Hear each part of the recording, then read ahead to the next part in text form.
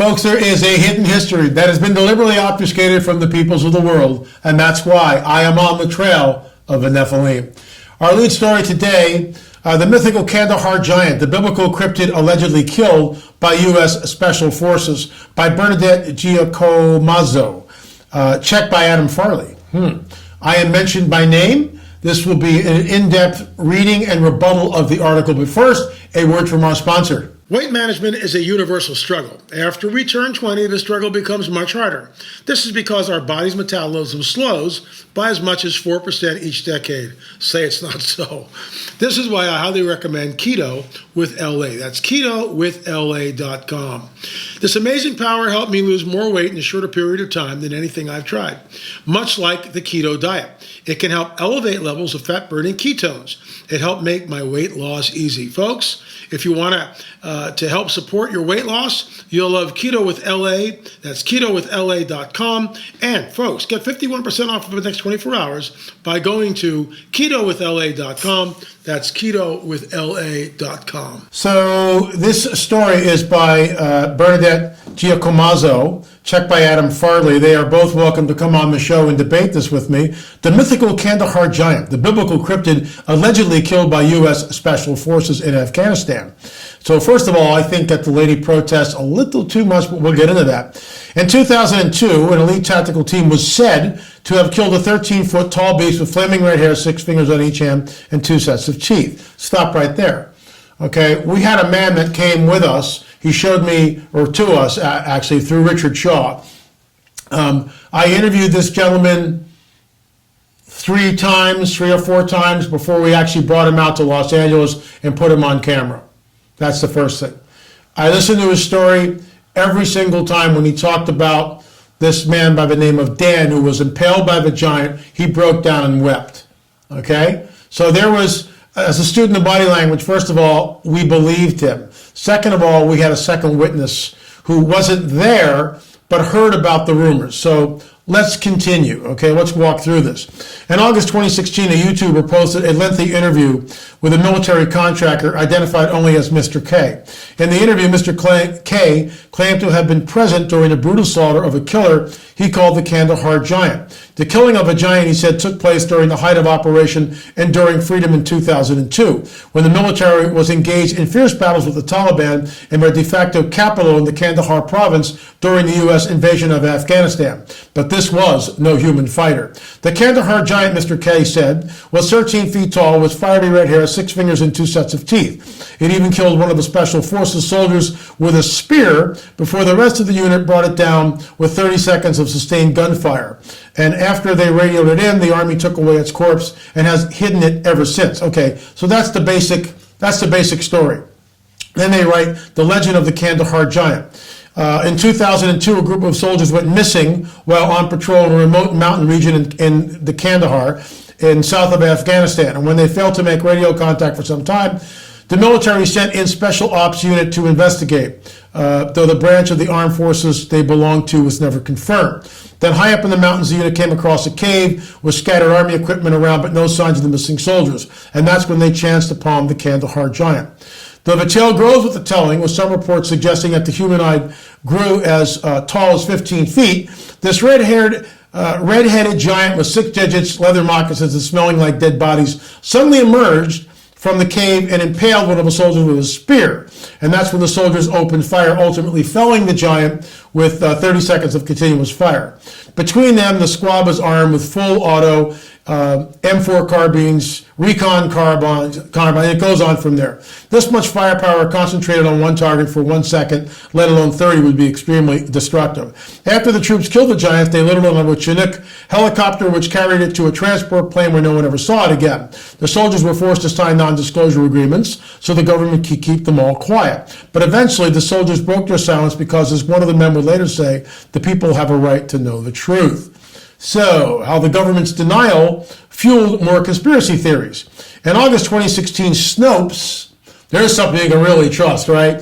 Reach out to the Department of the Defense, as if they're going to tell us. These are the same people that have been telling us for years that UFOs and UAPs don't exist. So now we're going to believe the DOD? I'm not so sure. So in August 16, Snopes reached out to the Department of Defense about the Kandahar Giant incident. The Department of Defense told the outlet in no uncertain terms they had no record of information about a Special Forces member killed by a giant in Kandahar. Well, what are they going to say? So that doesn't surprise me. We have two witnesses. I believe the guy. Can I prove that? No, I can't. But there's other people who have come forward that have stories of the Kandahar Giant. So what is the truth, right? Let's continue. What's more, there are no press releases on the Department of Defense's website involving either a Special Forces troop disappearing in Afghanistan. Do you really think they're going to tell us that? Or any incident involving soldiers felling a giant? Well, of course not. And I'll back this up. Of course, as with any good conspiracy, this lack of evidence isn't sufficient proof that the myth of the Kandahar Giant doesn't exist. In fact, Snopes' debunking of a legend has had quite the opposite effect in certain cryptoid spaces, which claims that the government is trying to hide the truth from the public. Around the same time that the Snopes article came out that discredited the story, self-proclaimed supernaturalist L.A. Marzulli told several right-wing websites that the United States government was covering up a spectacular story and that those in power had a vested interest in keeping the truth of biblical prophecies from being exposed to the general public. So notice the way I am portrayed. This is the way the media works. Right-wing websites. So what about you? Are you a left-wing website? What is your name again? The author of this ridiculous story? But we're giving her time here because Bernadette. So Bernadette, are you right-wing or left-wing? And you paint right-wing as something really bad. Is that really a bad thing? You're welcome to come and discuss it. I'm not sure. So self-proclaimed supernaturalist. Well, how about the millions of Christians that are in America that also believe in the supernatural? Does that mean we're self-proclaimed, or do we just follow the Bible? But that's how, when they spin stuff, that's the way the game is played. So let's continue. People have a right to know about the stuff. If there are 15 or 18 footers roaming the earth and our military has brought them down, we have a right as American citizens to know about it, Marzulli said. Yes. I mean, this isn't classified military stuff. This is something we need to know. And it points back to the biblical prophetic narrative. End of quotes. Then she says this. The real story of the Kandahar Giant is a lot less interesting than the myth. In 2016, L.A. Marzulli, whose YouTube channel is dedicated to tying current events to biblical prophecies, brought the story roaring back to life thanks to the power of the internet.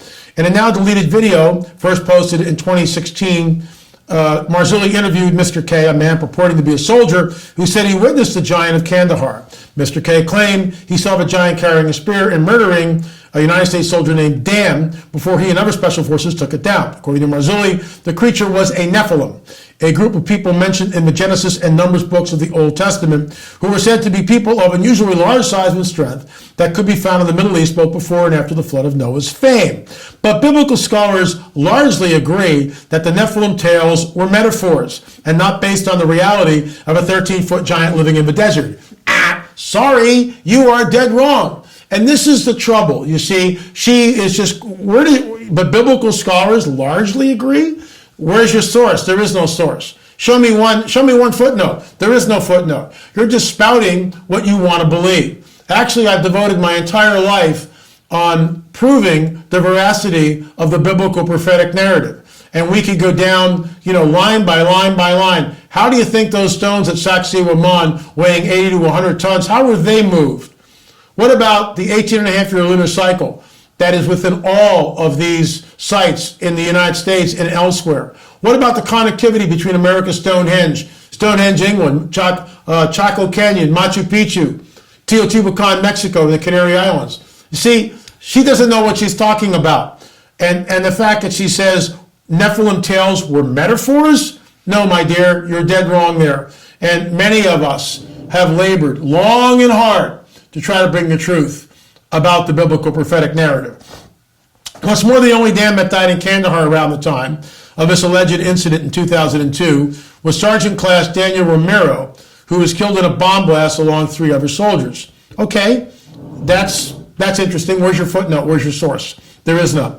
But even with the evidence stacked against it, the myth of the Kandahar giant is still said to be an open secret among soldiers who served in Kandahar in 2002. Several veterans who served in the region have said that from that point on, they were instructed to point their weapons high by aiming for the head and then a little higher. So there you go.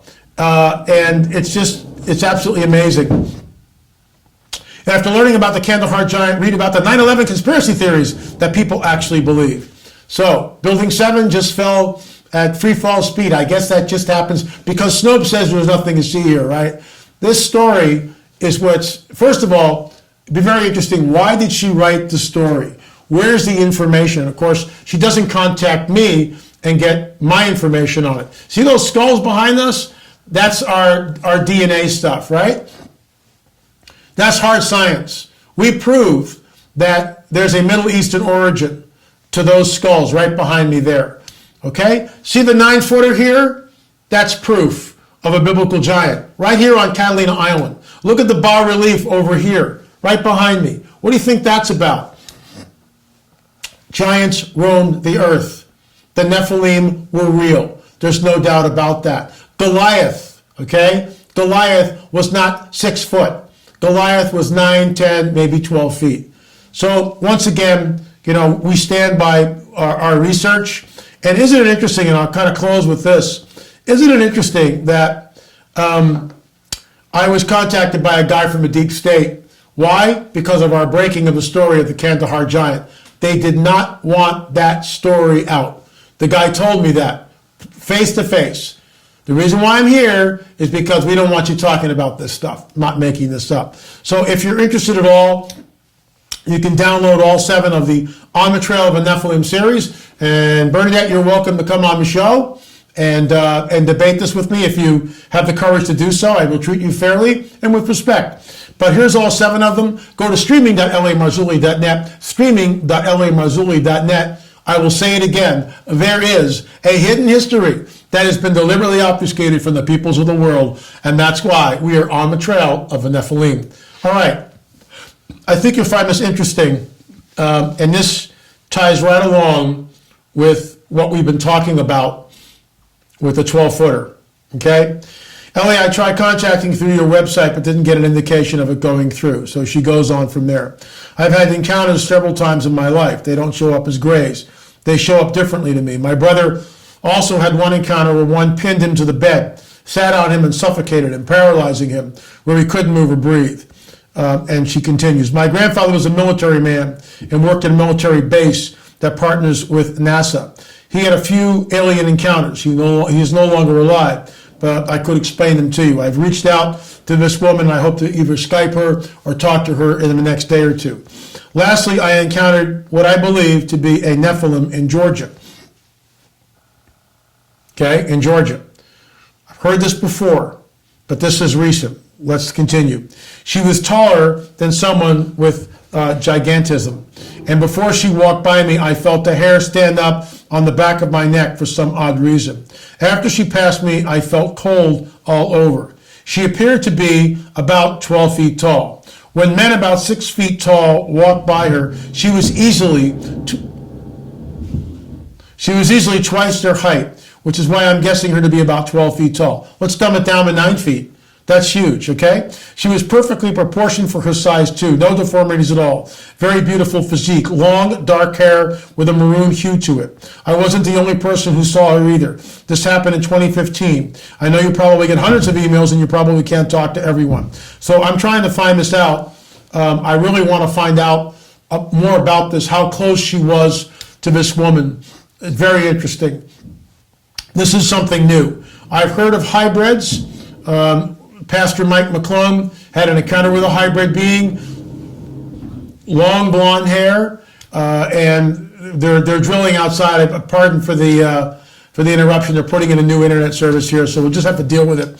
But Pastor Mike McClung had an encounter when this hybrid entity walked by. The eye shifted to black, and she bared her teeth like this and growled at him. Hybrid, you tell me. This stuff is real. And, we go back to the hit piece on the Kandahar giant. I think the woman protests too much. There it is. We'll be following up on the story. I'll get back to you. Folks, Check it out. LAMarzulli.net, LAMarzulli.net. Buy the book. Buy the book, but you can watch the movie free right here on YouTube. Open up the text box below, and the links are right there. You need to watch the film. I was on Jim Bakker's show yesterday and also today. It was an honor to be there because why? That message goes out to millions of people. He's got great exposure. We are also thinking about doing On the Trail of the Nephilim as a weekly show on Bakker's television network. And I actually called Amber at the network and started the process. So we are setting that up. We're very excited by it. If you want to help finance that, great. If not, we're going for it anyway, believing that God wants this to come out. Why? Because there is a hidden history that's been deliberately obfuscated from the peoples of the world. People have a right to know what the truth is, and the truth is the biblical prophetic narrative. Anyway, that's all the time I have for. Thanks so much for watching On the Trail of the Nephilim, and of course, our daily UFO update. If you've got a story, shoot me an email, la@lamarzulli.net, la@lamarzulli.net. If you've got videos or pictures of a UFO, please send them my way. Remember, we were told for decades that UFOs were not real. Now we're told that they are real. So who do you want to believe? The hit piece or someone who actually did the research? Talk to the shooter. Talk to the second witness. I believe them. I believe them. That's all the time I have for. Thanks so much for watching. Remember, we'll see you on the air or in the air.